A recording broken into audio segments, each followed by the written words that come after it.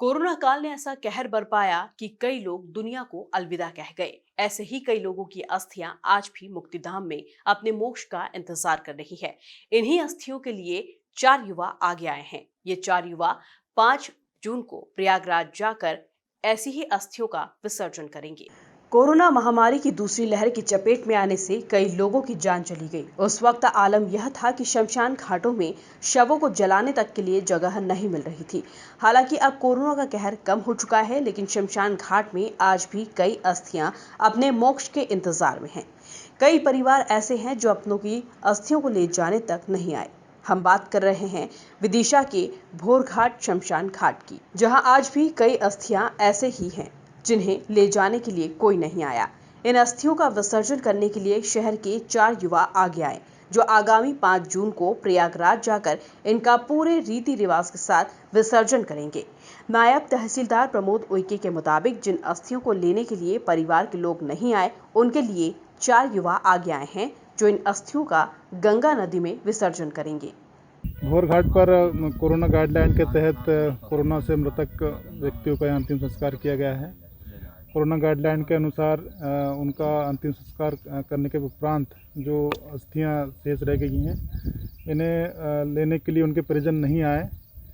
विदिशा के युवाओं ने उन अस्थियों को अपना माना है, अपना समझकर वो ये एक नेक काम कर रहे हैं। और ये जो अस्थियां हैं, इन्होंने मतलब प्रण किया है कि माँ गंगा नदी पर ये विसर्जन करेंगे। इनकी कार्य को देखते हुए मैं इनका बहुत बहुत स्वागत करता हूं। और ये अच्छी पहल है, ऐसा पहले कहीं देखा नहीं गया है। इन्होंने एक नई शुरुआत की है, नई पहल की है। हिंदू रीति रिवाज के धर्म के अनुसार इन्होंने इसका अपनाया है, पालन किया है। संजय प्रजापति ने कहा कि कोविड महामारी में लोग इतने डर गए हैं कि वे अस्थियां ले जाने तक नहीं आए। उन अस्थियों का संचय किया गया है। 5 जून को प्रयागराज जाकर इन अस्थियों का विसर्जन करेंगे। 22 अप्रैल से और 31 मई तक के बीच में हम लोगों ने सेवाएं निरंतर अपनी यहाँ दी। विदिशा का इसमें काफ़ी सहयोग रहा। शहर का तमाम समाज सेवी, तमाम दानदाता विदिशा के यहाँ पर लोगों दानदाताओं ने अपना ध्यान यहाँ पर दिया, भोरघाट शमशान पर। जिसके कारण लकड़ी कंड यहाँ पर भेजे गए विदिशा के लोगों द्वारा। यहाँ पर पूरी निःशुल्क व्यवस्था की गई। और कोविड महामारी में कई लोग इतने डरे हुए थे कि कई लोग जो हैं अपनों की अस्थियां ले जाने में असफल हुए। यहाँ से कई लोग ऐसे जो पार्थिव शरीर को तो अग्नि संस्कार कर गए, लेकिन अस्थियां नहीं ले गए। उन अस्थियों को संचय हम लोगों ने किया और अब 5 तारीख को शनिवार को शाम को हम यहाँ से प्रयागराज जाने की तैयारी कर रहे हैं, ताकि इन अस्थियों को माँ गंगा में समाहित करके और जो हमसे त्रुटियाँ हुई हों, गलतियाँ हुई हों, उनसे हम सब लोगों से क्षमा याचना कर सकें।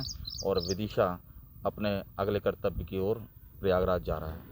कुलदीप शर्मा की माने तो सोशल मीडिया और पेपर के माध्यम से लोगों को अस्थियां ले जाने की सूचना भी दी गई है, लेकिन लोग नहीं आए। इसके चलते 5 जून को यहां से इन अस्थियों को प्रयागराज ले जाया जाएगा और वहां विधि विधान से उनका विसर्जन किया जाएगा।